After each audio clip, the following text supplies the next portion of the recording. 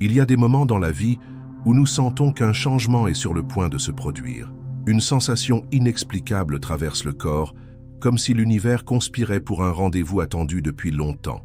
Ce n'est pas une rencontre ordinaire, mais un véritable appel de l'âme.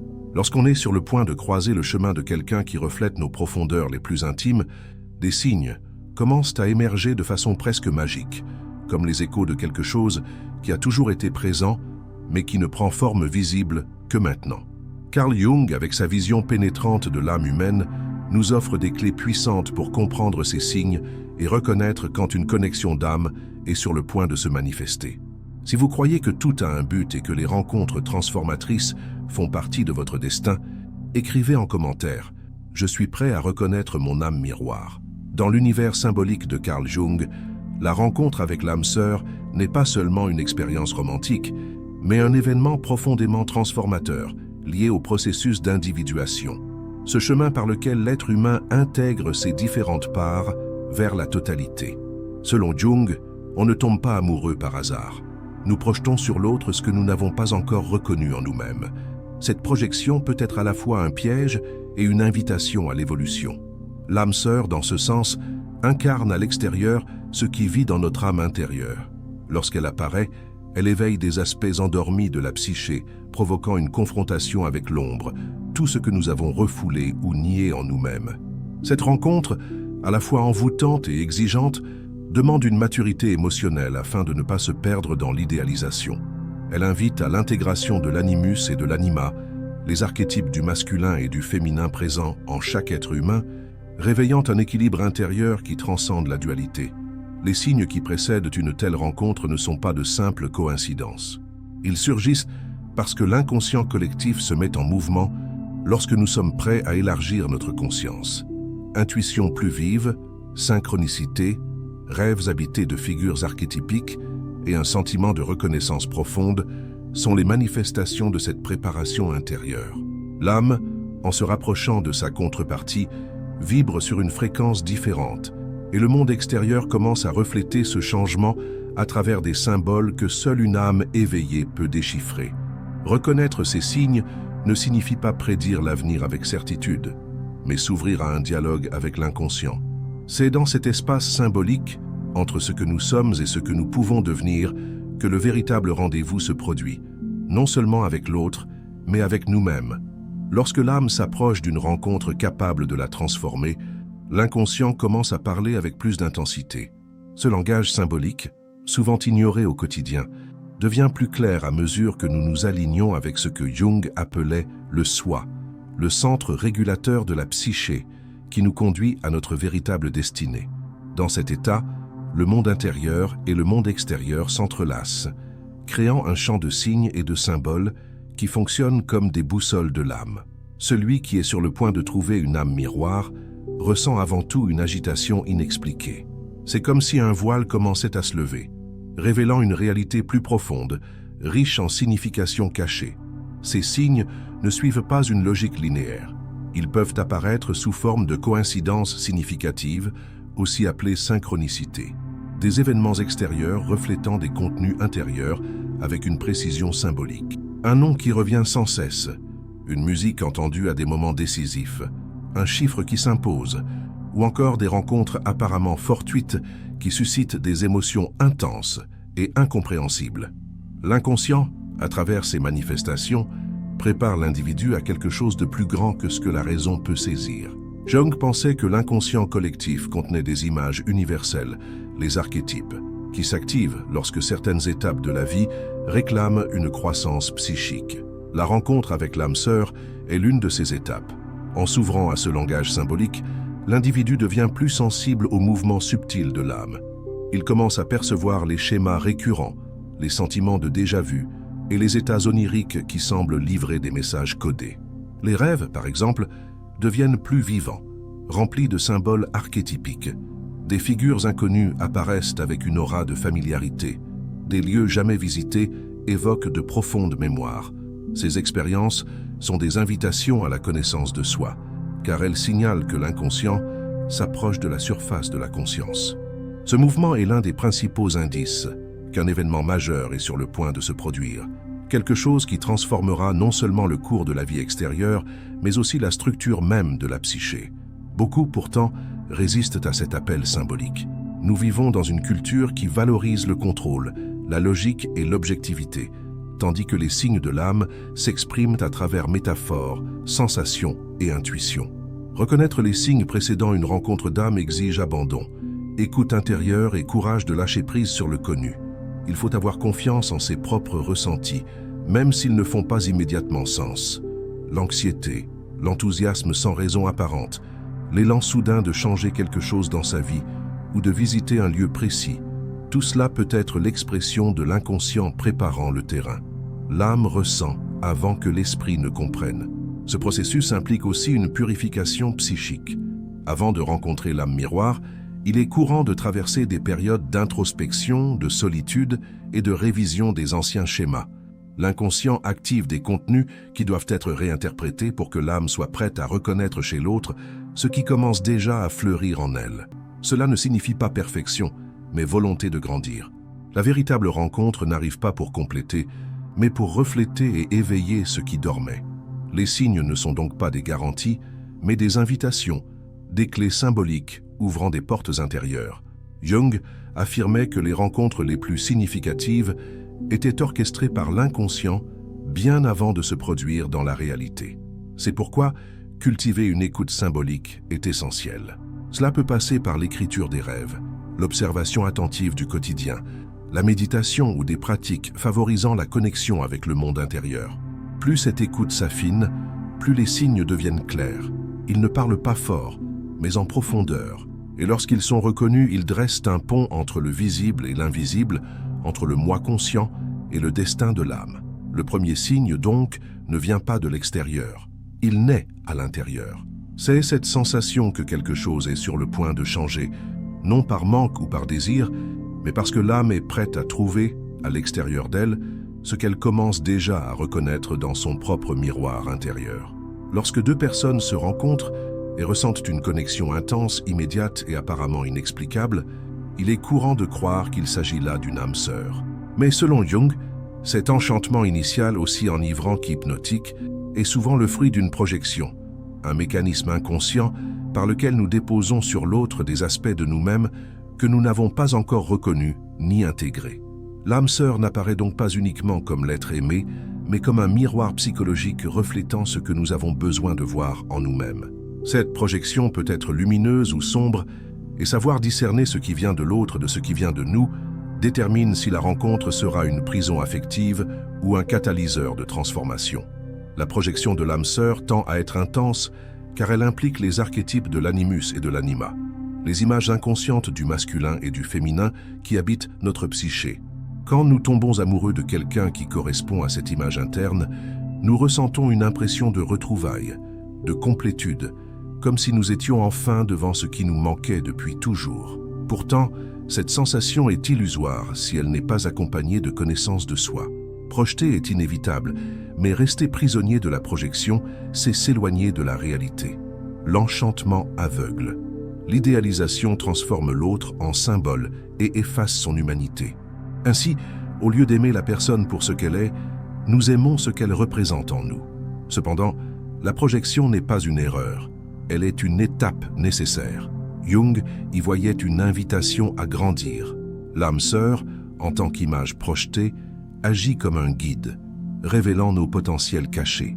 Le problème surgit quand nous refusons de quitter l'illusion. C'est alors que la relation se heurte au conflit. Les attentes sont déçues, le charme s'efface et des tensions naissent, nous obligeant à voir l'autre tel qu'il est. Et c'est précisément dans cette crise que la véritable chance de connaissance de soi se révèle, lorsque nous comprenons que ce qui nous fascinait chez l'autre fait aussi partie de nous. Ce processus de désillusion peut être douloureux, mais il est profondément libérateur. La fin de la projection permet à l'amour de mûrir, de quitter le reflet narcissique pour devenir une relation entre deux individualités entières. Lorsque l'âme reconnaît chez l'autre ce qu'elle doit éveiller en elle, la relation devient un laboratoire psychique où surgissent des aspects inconscients destinés à être intégrés. Ce qui était idéalisé comme perfection apparaît désormais comme défi, et chaque conflit devient une occasion d'autodécouverte. Dans ce sens, l'âme sœur n'est pas nécessairement quelqu'un avec qui il y aura une harmonie constante, mais quelqu'un dont la présence déclenche en nous un processus de réintégration. Il est courant que cette personne fasse remonter des aspects évités, peur, insécurité, blessures anciennes, sa présence active des complexes inconscients qui demandent guérison. L'intensité émotionnelle, les hauts et les bas, le magnétisme inexplicable, tout cela fait partie d'un champ archétypique dépassant la logique des relations ordinaires. L'âme sœur, en suscitant enchantement et frustration, nous pousse en réalité à plonger en nous-mêmes. Le défi est donc d'utiliser cet enchantement initial comme une porte d'entrée vers la psyché. Au lieu de chercher en l'autre un salut, il faut demander « Qu'est-ce que cette personne réveille en moi que je n'avais pas encore reconnu ? Quelle qualité que j'admire chez elle pourrait exister à l'état latent en moi ? Quelles blessures sont rouvertes ? Quels schémas inconscients se répètent ? Ces questions sont les clés qui transforment projection en perception, illusion en conscience, fascination en maturité émotionnelle. En comprenant que l'âme sœur est avant tout le reflet de notre propre processus d'individuation, nous cessons de chercher la complétude à l'extérieur et construisons avec l'autre une relation plus authentique, où il y a place pour l'imperfection, la croissance et un amour qui n'idéalise pas mais accueille.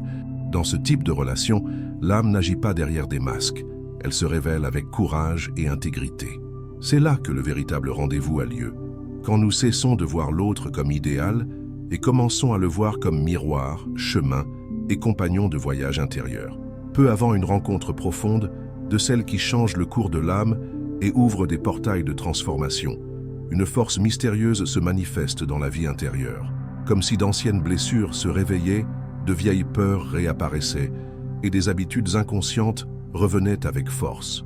Pour Jung, ce moment est marqué par l'activation de l'ombre, la partie de la psyché où sont stockés tout ce que nous avons nié, refoulé ou refusé d'accepter.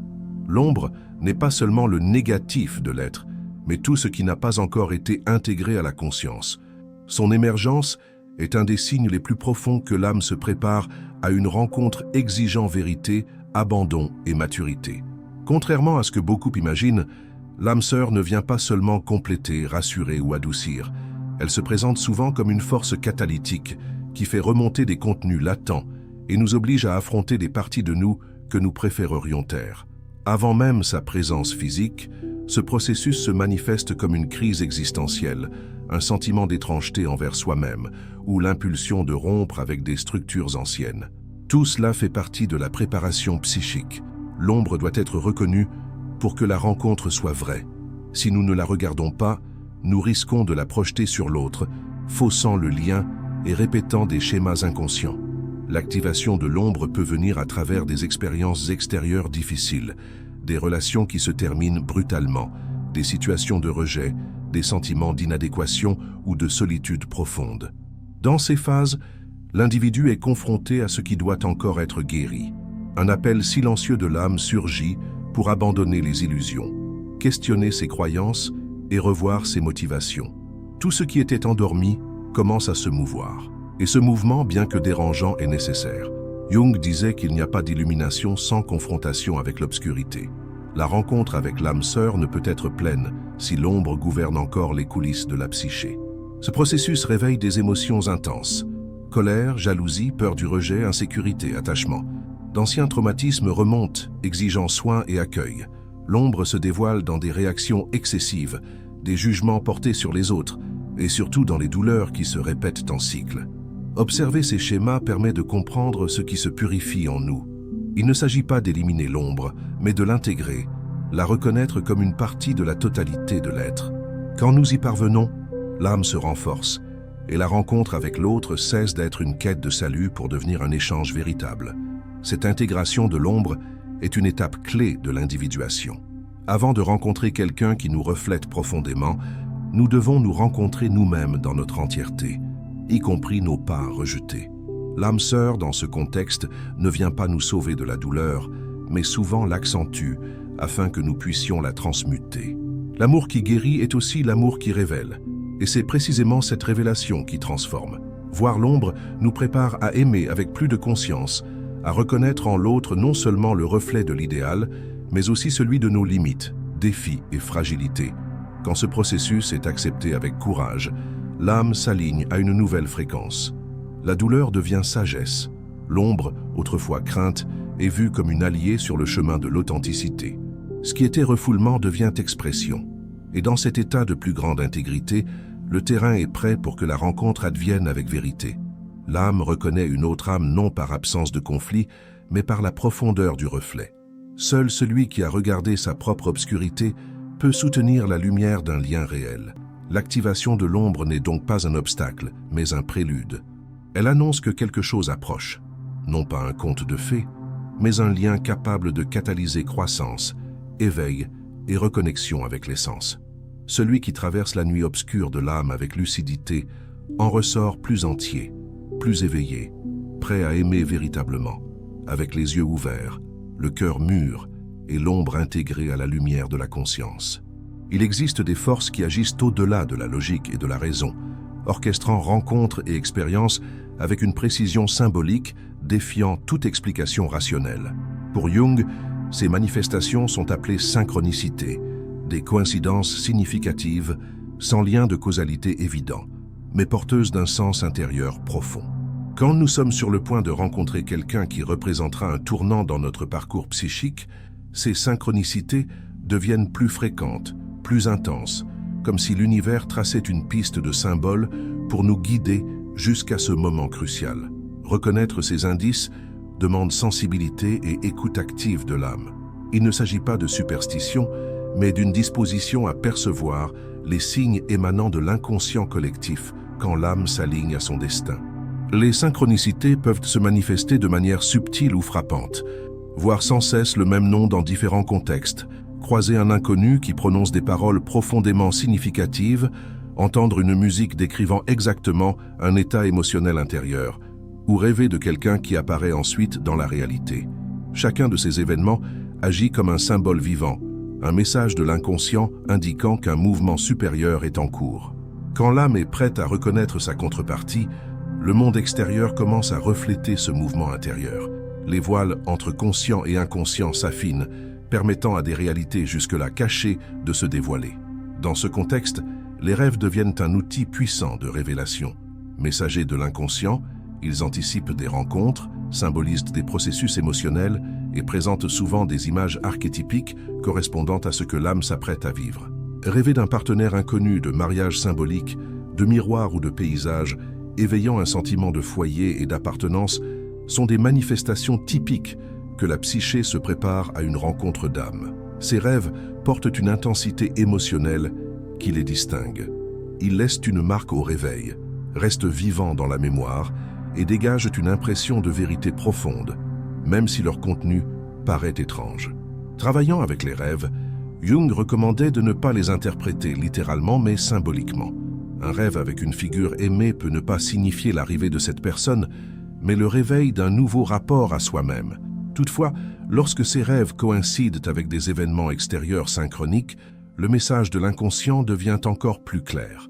La combinaison entre rêve et synchronicité est un signe fort que l'âme est à un tournant de sa trajectoire.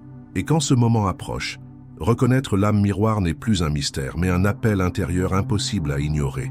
De plus, beaucoup témoignent d'une sorte de prescience, une intuition ou un pressentiment que quelque chose va arriver. Cela peut se traduire par une agitation sans raison, un élan de modifier sa routine, de voyager, de reprendre une activité oubliée ou simplement d'être à un endroit précis. Et c'est dans ce nouvel espace, ou cet état émotionnel particulier, que la rencontre se produit. Cet élan n'est pas accidentel, il naît de la communication directe entre inconscient et soi.